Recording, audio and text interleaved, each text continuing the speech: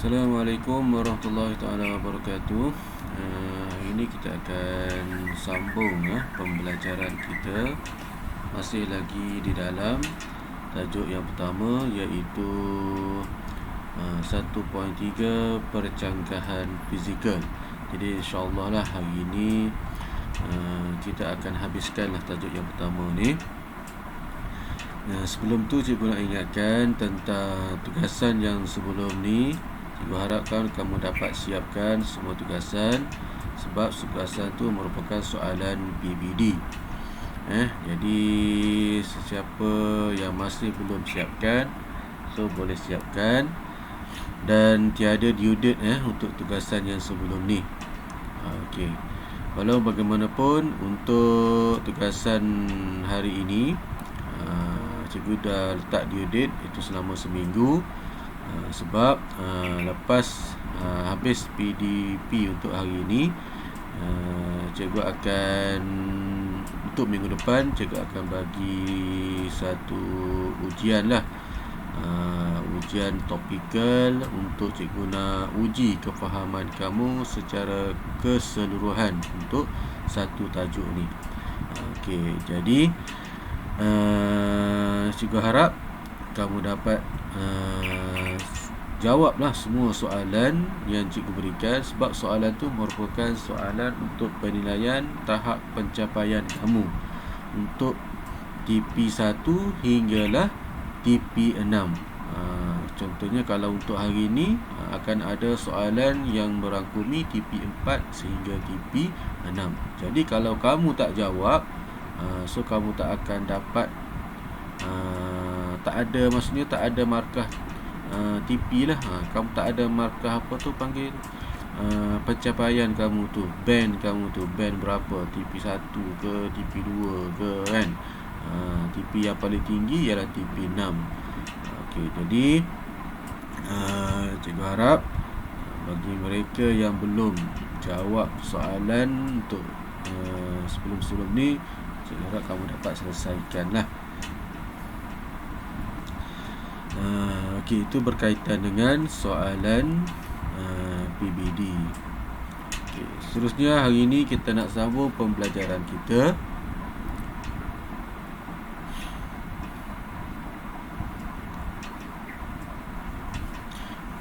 Okey, penyelesaian masalah secara inventif, percanggahan fizikal. Jadi kalau kita tengok kepada, kita ulang balik kepada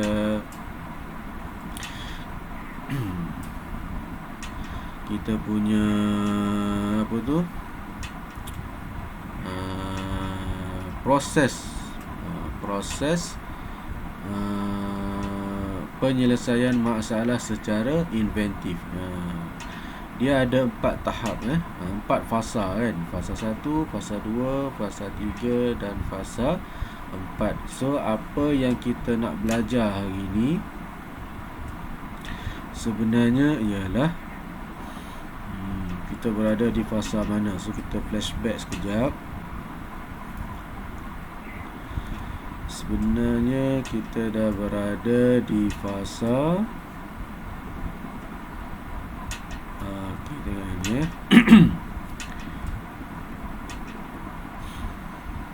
Okey, fasa yang kedua, iaitu model masalah percanggahan fizikal. Yang ni cikgu dah sentuh dah sedikit minggu lepas.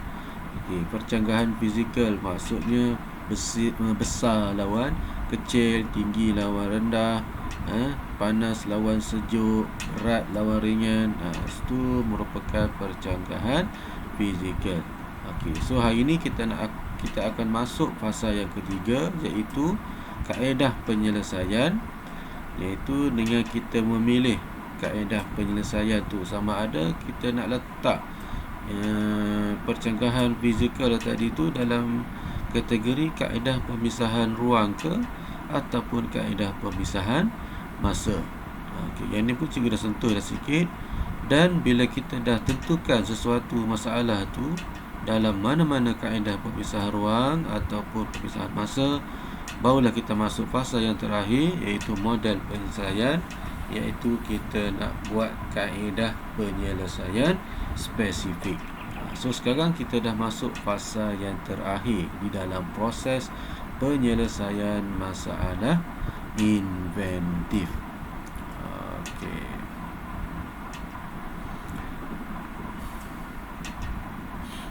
Okey, so kita masuk balik ni.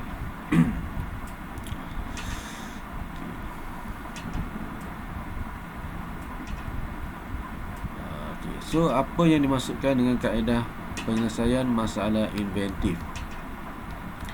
Okey, kaedah penyelesaian inventif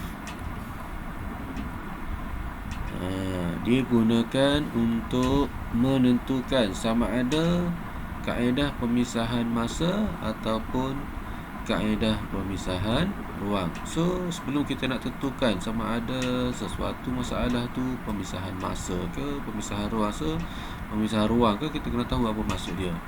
Okay, pemisahan ruang ialah pencegahan fizikal berlaku pada masa yang sama. Pencegahan fizikal apa dia? Itulah besar kecil, tinggi rendah, berat ringan. Jadi pencegahan tu dia berlaku pada masa yang sama. Manakala kalau pemisahan masa, percanggahan fizikal berlaku pada masa yang berlainan. Okey, tengok apa perbezaan dia. Okey, contohnya, untuk kaedah pemisahan masa tadi, contoh produk kerusi. Okey, percanggahan fizikal dia besar lawan kecil kerusi tu. Okey, contoh situasi, kerusi perlu besar untuk murid yang berbadan besar dan perlu kecil untuk mudah disimpan apabila tak digunakan. Okey, maksudnya kerusi tu perlu besar waktu kita nak guna dan perlu kecil waktu kita tak nak gunakan dia. Kita nak simpan, dia kecil waktu lain. Kita nak dia besar waktu kita guna, waktu kecil waktu kita nak simpan. Okey, jadi percanggahan fizikal berlaku pada masa yang sama? Tidak, dia berlaku pada masa yang berlainan. Besar dan kecil kerusi itu berlaku pada masa yang berlainan, maka dia dikategorikan sebagai kaedah pemisahan masa. Okey, pemisahan ruang. Contoh produk kerusi juga, percanggahan fizikal dia pun sama, besar kecil. Tapi kita tengok situasi dia pula. Kerusi perlu besar untuk murid yang berbadan besar ataupun yang tinggi. Dan juga kerusi yang sama tu juga perlu kecil pada waktu yang sama tu juga untuk murid yang kurus. Maksudnya satu kerusi tu bila kita letak, kita nak kerusi tu boleh diduduki oleh pelajar yang berbadan tinggi ataupun besar, dan juga kerusi yang sama tu juga kan, kalau ada orang ataupun pelajar lain yang lebih rendah ataupun lebih kecil, boleh juga duduk kerusi tersebut pada waktu tu juga. Maksudnya siapa-siapa pun boleh bertukar-tukar untuk duduk di kerusi yang sama pada waktu yang sama. Okey. Jadi bila percanggahan, so ada soalan, percanggahan fizikal berlaku pada masa yang sama? Ya. Maksudnya kerusi tu boleh berubah besar dan kecil tu pada waktu yang sama tu juga. Ya. Okey, jadi bila dia berlaku pada masa yang sama, so kita letakkan dia di bawah kaedah pemisahan ruang. Okey, itulah perbezaan di antara kaedah pemisahan masa dan kaedah pemisahan ruang. Okey, apa pentingnya kita nak kategorikan dia sama ada dalam kaedah sesuatu penyelesaian masalah inventif tu, kita nak letak dia dalam kaedah pemisahan masa atau pemisahan ruang. Apa kepentingan dia? Okey, bila kita dah tetapkan dia di dalam sesuatu kaedah pemisahan sama ada ruang ataupun masa, so dalam TRIS dia ada cadangkan 7 prinsip inventif bagi setiap kaedah pemisahan ruang dan juga masa. So kita tengok yang pertama, kaedah prinsip inventif bagi kaedah pemisahan ruang ada 7. So bila kita nak bincangkan prinsip inventif ni, so kamu kena ingat dalam kepala. Sekarang kita nak bincangkan prinsip inventif untuk kaedah pemisahan ruang, iaitu percanggahan fizikal tu berlaku dalam masa yang sama. Okey, ada 7. So cikgu, kamu boleh tengok dekat sini, Ada 7, iaitu daripada pembahagian, pengisyrakan, politi setempat, penyerangan, filem nipis dan cengkeram boleh lentur, pengantara dan juga tidak simetri. Ada 7 prinsip. So, kita tengok satu-satu. Okay. Prinsip inventif yang pertama, pembahagian. Penerangan konsep maksudnya membahagikan objek kepada beberapa bahagian yang kecil, menjadikan objek mudah dileraikan. Yang ketiga, maksudnya pembahagian ini ialah meningkatkan darjah kebolehbahagian ataupun perubahan ke peringkat lebih kecil. Okey, contohnya perabot yang dijual menggunakan konsep do it yourself. Okey. Ini prinsip inventif yang kita boleh gunakan untuk kaedah pemisahan ruang, iaitu percenggahan fizikal berlaku pada masa yang sama.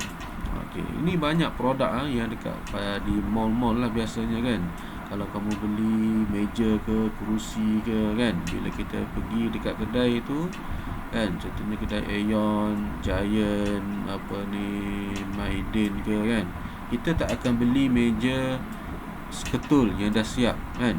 Biasanya dia letak dekat display tu memanglah yang dah siap, tapi bila kita nak bawa balik, dia dijual dalam bentuk yang kecil-kecil kan. Dia kecil-kecilkan, dia lerai-leraikan. Okey, jadi senanglah untuk kita nak pasang kan. Waktu kita nak guna meja, so kita pasang. Okay. Waktu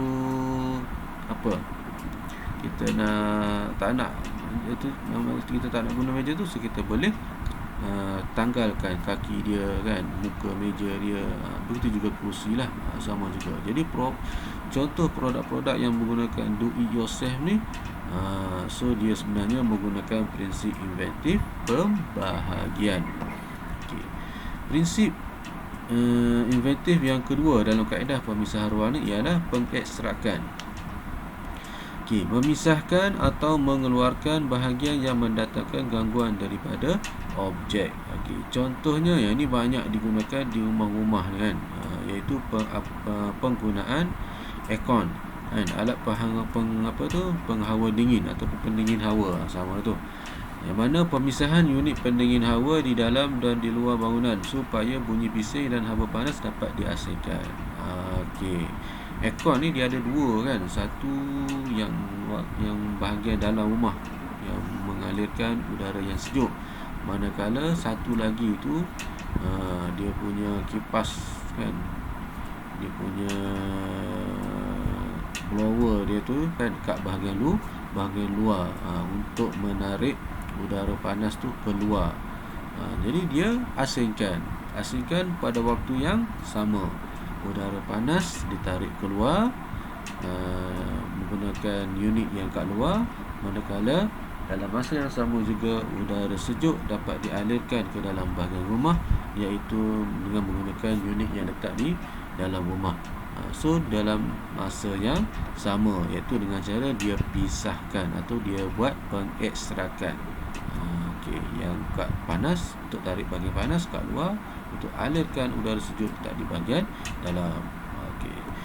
Prinsip yang ketiga ialah kualiti setempat, mengubah struktur objek dan pengaruh luaran daripada seragam menjadi tidak seragam, menjadikan setiap bahagian objek memenuhi fungsi yang berbeza. Okey, yang ni banyak digunakan kat mana? Contohnya peralatan Tupperware kan, bekas makanan tu, kalau yang biasa kita beli kan, yang warna putih yang jual dekat kedai tu kan, kalau kita beli makanan kita nak bungkus, so dia letak dalam satu plastik. Okey, dalam plastik tu dia kosong kan, dia tak ada kotak lain dah, dia satu bahagian saja. Tapi ada juga bekas makanan yang dia buat kotak yang berbeza-beza. Contohnya satu kotak kecil dalam bekas yang sama, tapi dibuat petak-petak yang berlainan. Okey, petak yang berlainan. Ada bahagian nasi, ada bahagian lauk, ada kotak untuk sayur, ada kotak kecil untuk sambal ke contohnya kan. Jadi kualiti setempat. Jadi satu bekas tu kan dia letak kotak-kotak yang berlainan.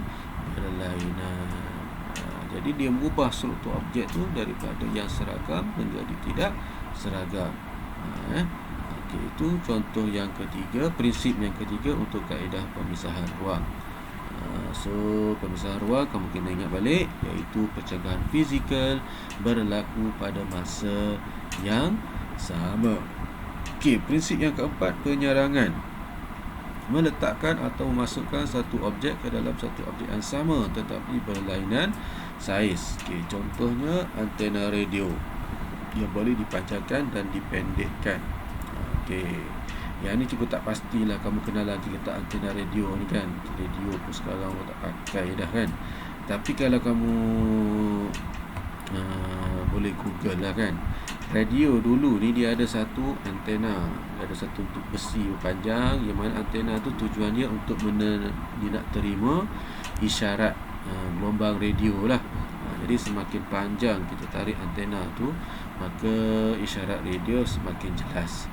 Jadi kalau kita nak isyarat radio jelas, so kita tarik, dan dalam masa yang sama kita nak pendekkan antena tu, kita boleh tolak ke bawah. Ataupun contoh yang terbaru sekarang ni, ni nak guna telefon ni, kita nak selfie contohnya kan, kita nak ambil daripada jarak yang jauh, so kita gunakan alat apa dia? Kita gunakan alat apa dipanggil tu? Tripod kan, tripod ke monopod. So kamu cek balik kan, dia boleh panjangkan dan boleh dipendekkan pada waktu yang sama juga. Nak panjang, nak pendek, kita masukkan balik. So dia letakkan satu objek tu dalam satu objek yang sama, sebatang monopod yang sama, tapi dia boleh panjangkan dan dipendekkan sebab dia berlainan saiz. Yang hujung tu biasa kecil lah, yang di apa tu, yang dekat dengan tangan tu dia panjang. Ini contoh yang sama juga kan. Kaki monopod, kaki tripod cikgu ni boleh dipanjangkan macam ni contohnya. So pada masa yang sama kita boleh panjang, dan juga pada masa yang sama sekarang pun kita boleh pendekkan. Ini contoh aplikasi prinsip inventif penyarangan. Okey, prinsip yang kelima masih lagi dalam kaedah pemisahan ruang, iaitu filem nipis dan cengkerang boleh lentur. Membalut, melapik atau membungkus objek menggunakan lapisan filem nipis dan cengkerang boleh lentur. Okey, contohnya pelindung cahaya cermin kereta kan, yang warna hitam tu, biasa ayah kamu pakai tu bila panas nak jalan jauh kan, cahaya matahari masuk dalam kereta, so kita nak halang dia, so kita letak yang warna hitam tu kan. So bila kita tak nak, kita boleh terus pusing dia kan, kita boleh lipat dia terus, so kita boleh simpan. Dan sekiranya dalam masa yang tu juga kita nak guna balik, so kita boleh buka balik, so dia senang lah, sebab dia menggunakan benda yang nipis dan dia lentur. Dia lentur. Okey, prinsip yang keenam, pengantara. Mengadakan bahagian baharu antara dua objek menggunakan objek atau proses pengantara. Mencantumkan dua objek secara sementara. Okey, ini dia pengantara. Maksudnya antara dua objek tu ada benda yang kita letak kat tengah-tengah tu. Okey, contohnya sarung tangan Katuha menjadi perantara tangan dengan objek panas. Okey. Okey, sekejap Hello. Sekolah. Sekolah pula dah. Kat rumah lagi pukul 10 kan? 10. Pukul 10. Aku tengah buat rekod kelas ni. Ya. Okey. Lagi. Minta maaf Okey, sebenarnya cikgu hari ni dia bertugas untuk SPM. So cikgu terpaksa buat rakaman pengajaran hari ni lah. Okey, so cikgu sambung. Contohnya bila mak kamu masak kan, menggunakan oven kan, menggunakan microwave contohnya kan. So bila makanan tu kita nak keluarkan daripada oven tadi tu, so kalau kita guna tangan direct saja memang panas lah, tak boleh nak pegang lah. So macam mana kita nak selesaikan masalah tu? Kita nak keluarkan makanan tu masih lagi dalam keadaan yang panas, tetapi kita nak tangan kita ni boleh pegang juga dalam masa yang sama walaupun panas. So dia punya percanggahan dia tu panas dengan sejuk. Makanan kita nak panas, tangan kita nak sejuk bila kita nak pegang. Bukan sejuk, maksudnya tangan tu kita boleh pegang benda yang panas dalam masa yang sama. So kita letak pengantara antara tangan kita tu dengan makanan yang panas tadi. So terciptalah sarung tangan ketuha kan. Okay. Contoh lain banyak lagi kan? Contohnya minuman yang panas kan, cawan yang panas. So kita nak minum air yang dalam cawan tu masih dalam keadaan yang panas kan, supaya kita sedap hirup minuman pada waktu yang pagi kan, dalam panas-panas. Tetapi dalam masa sama kita nak juga tangan kita tu boleh pegang cawan kan, dalam keadaan air yang masih panas tu. So apa cara dia?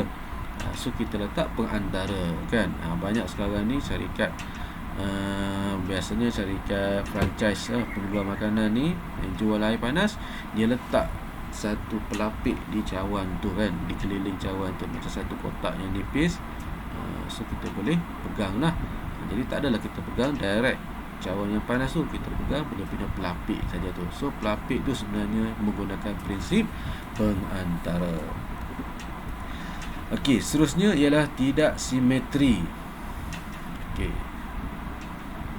apa maksud dia? Mengubah bentuk satu objek daripada simetri menjadi tidak simetri. Contohnya, menukar bentuk bulat jam dinding ke bentuk tidak sekata. Objek yang simetri menjadi tidak simetri. So, perubahan bentuk objek tu kita boleh ubah daripada simetri tak simetri pada masa yang sama.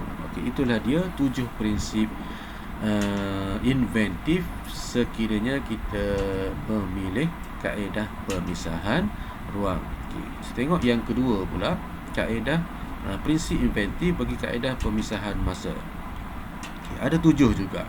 Kedinamikan, tindakan awal, tindakan berkala, tindakan keterlaluan, pengembangan terma, pembuangan dan pemulihan, tindakan berterusan yang berfaedah.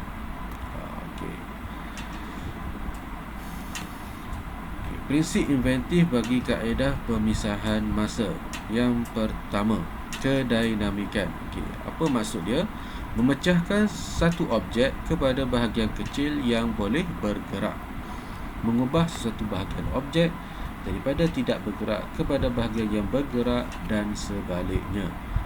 Ini maksud contohnya, meja makan berempat boleh dibesarkan menjadi meja makan berlapan, ataupun steering kereta yang boleh diubah ketinggiannya. Dynamic kan. Dynamic ni maksudnya dia boleh ubah. Contohnya kalau waktu yang biasa meja tu kita boleh gunakan untuk 4 orang saja. So saiz dia kecil lah sikit.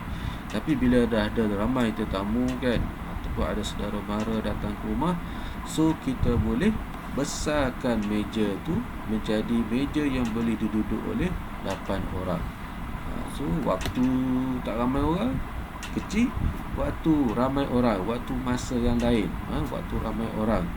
Ingat sekarang kita bincang tentang pemisahan masa, iaitu percanggahan fizikal berlaku pada waktu yang berlainan. So kita boleh besarkan meja. Steering kereta pun sama juga. Kalau orang yang tinggi, so kita boleh angkat steering kereta tu.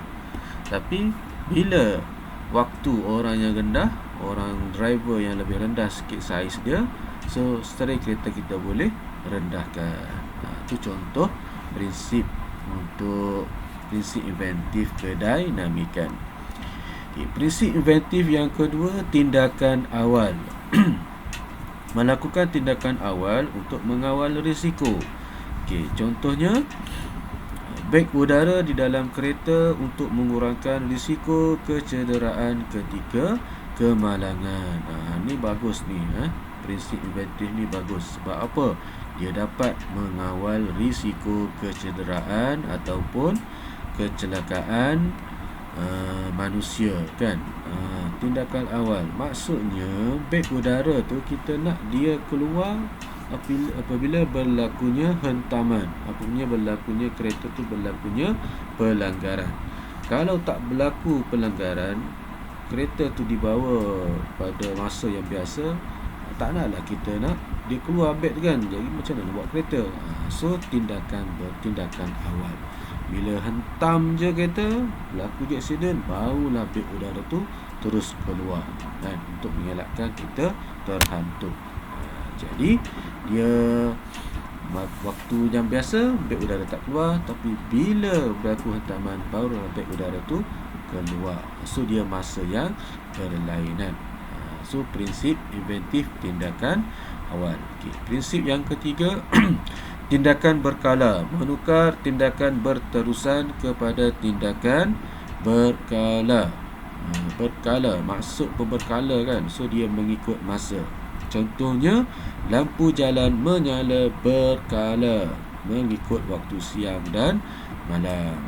Okey, lampu jalan dekat jalan raya tu, kan, dia tak ada switch manual, tak ada seorang pekerja yang ditugaskan untuk on setiap batang lampu jalan tu, tak ada. So dia menggunakan sensor. Jadi lampu jalan tu bila malam sikit je, maghrib, kan, bukan maghrib lah, sebelum maghrib lagi tu dah macam dah gelap, kan. So lampu jalan tu akan menyala dengan sendiri. Dan bila siang je dan dah cerah sikit, so lampu jalan akan padam. So dia masa yang berlainan. Okey. Contoh lain apa dia? Contoh lain, contohnya kat kereta, kan.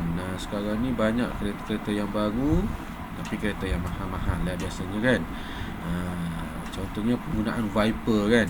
Kalau dah hujan sikit, terus wiper tu dia akan wipe kamu punya kereta tu, cermin kereta tu, tanpa kita buat secara manual, kan.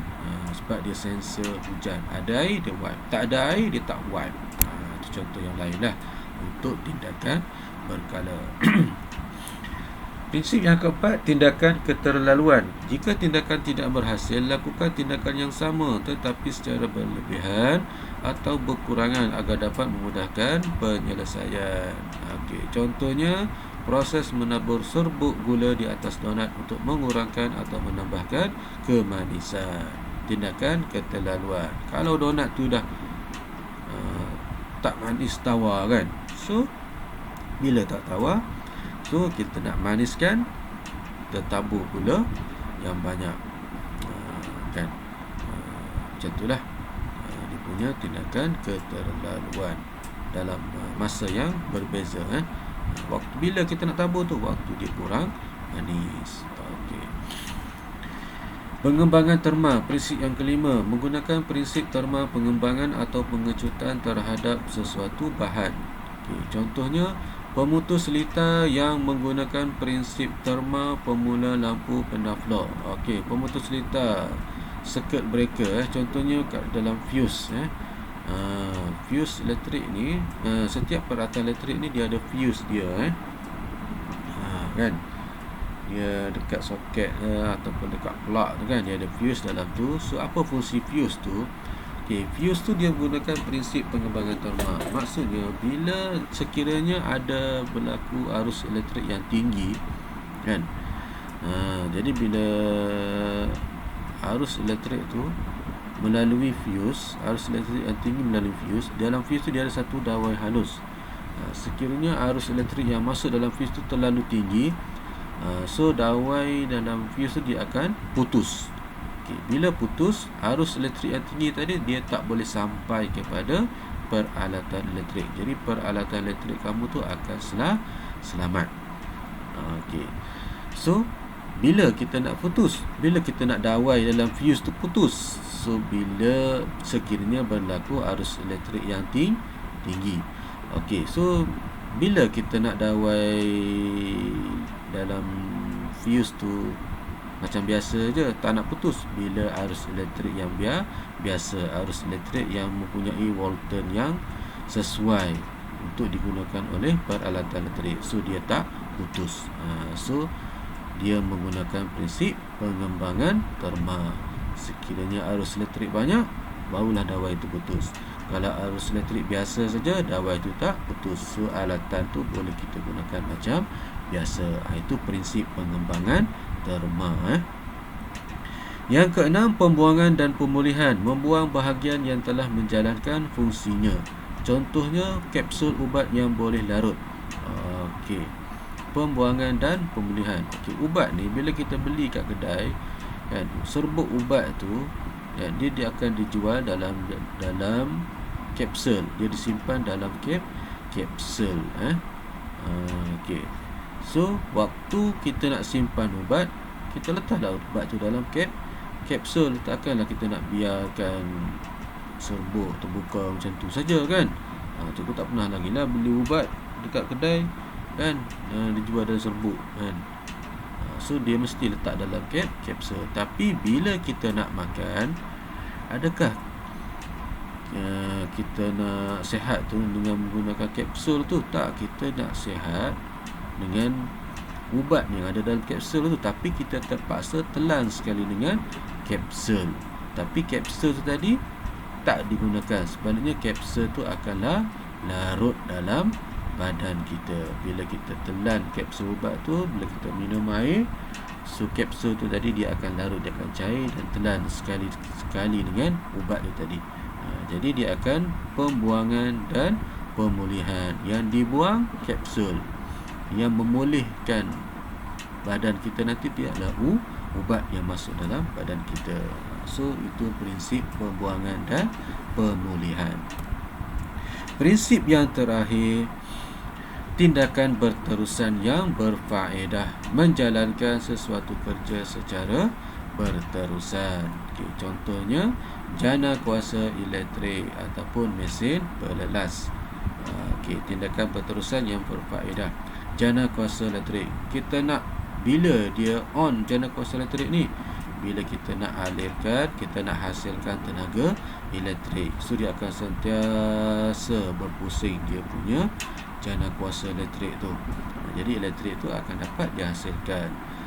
So bila kita tak nak ataupun berlakunya kerosakan ke, so kita boleh stopkan jana kuasa elektrik tu. Begitu juga dengan mesin pelelas. Okey, mesin pelelas ni ialah mesin yang berpusing tu. Kita nak licinkan sesuatu permukaan. Contohnya dekat kedai mengilap kereta kan, kedai car wash ke contohnya kan. Bila kita nak bersihkan, kita nak licinkan bodi kereta tu, kita menggunakan mesin pelelas. So kita boleh on dan mesin tu akan sentiasa berpusing. Dia akan menghasilkan tindakan yang berterusan. So bila kita nak stop, kita off lah.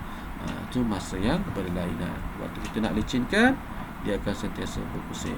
Waktu kita nak berhenti, kita tekan off, dia akan berhentilah. Itu maksudnya tindakan berterusan yang berfaedah. So ada 7 prinsip juga dalam kaedah pemisahan masa.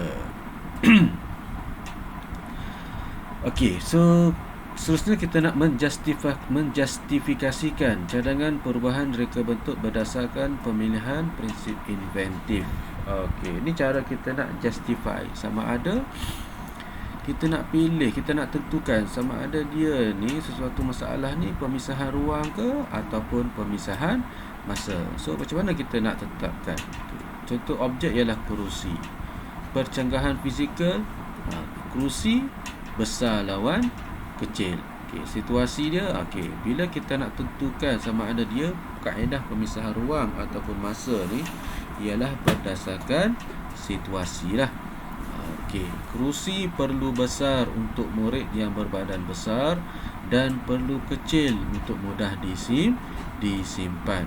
Okey, so situasi ni kita baca betul-betul. Bila kita nak besar kerusi tu? Bila kita nak guna. Bila kita nak kerusi tu jadi kecil pula? Waktu simpan. So masa berlainan. Masa guna, masa simpan, masa berlainan. Bila masa berlainan, kita tetapkan dia di dalam kaedah pemisahan masa. Okey. Masa Okey, jadi apa?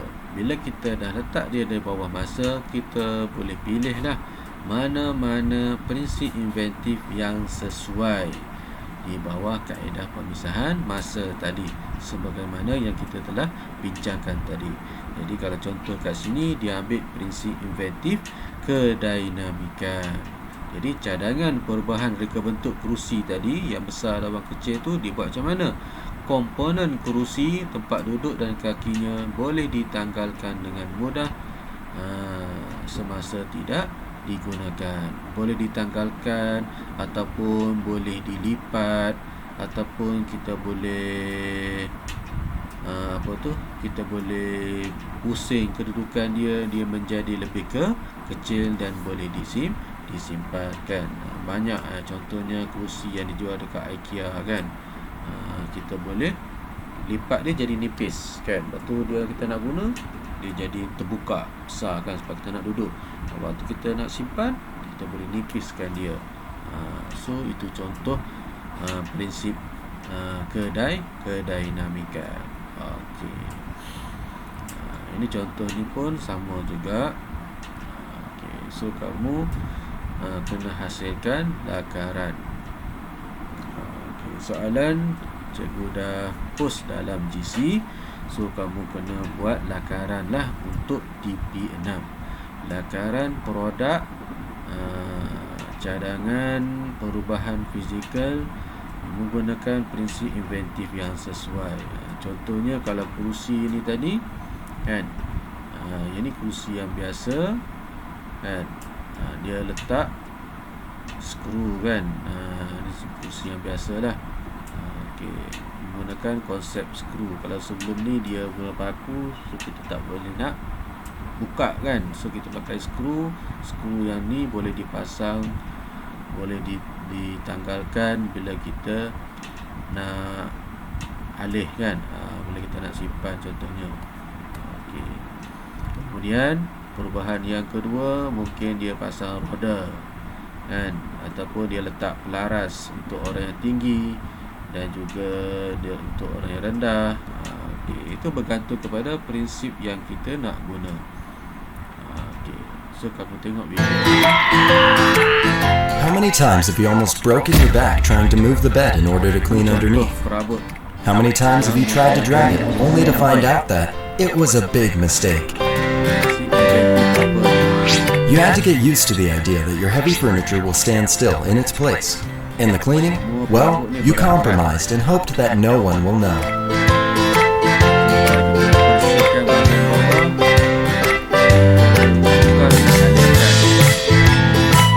But with Beep,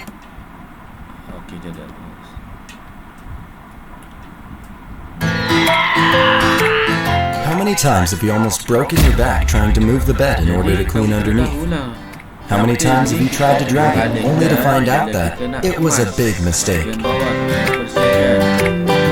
You had to get used to the idea that your heavy furniture will stand still in its place. In the cleaning, well, you compromised and hoped that no one will know.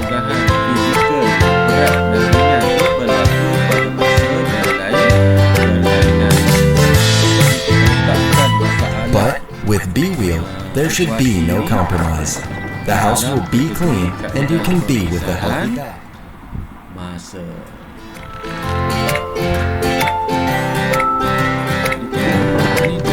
Order lah supaya senang nak dialihkan. Okey, jadi cikgu rasa untuk hari ini setakat tu saja dulu. Sekiranya apa penerangan dalam ni yang kamu tak faham, so kamu boleh WhatsApp cikgu lah. Boleh message dekat cikgu. Okey, jadi untuk hari ini kamu dengar video pengajaran cikgu yang cikgu post hari ini, dan lepas tu kamu boleh jawab soalan dan boleh buat nota. Okay, soalan cikgu post dalam GC, dan soalan yang dah siap kamu kena ambil gambar. Bagi yang ada printer boleh print kemudian tulis. Bagi yang tak ada printer, salin soalan, lukis, buat lakaran apa semua, dan kamu letak balik, ambil gambar, letak dalam GC dan kamu turn in lah pada cikgu untuk cikgu buat penilaian dan juga pemarkan. Jadi cikgu rasa untuk hari ini saya cakap tu saja dulu. Wabillahi taufiq wal hidayah. Assalamualaikum warahmatullahi taala wabarakatuh.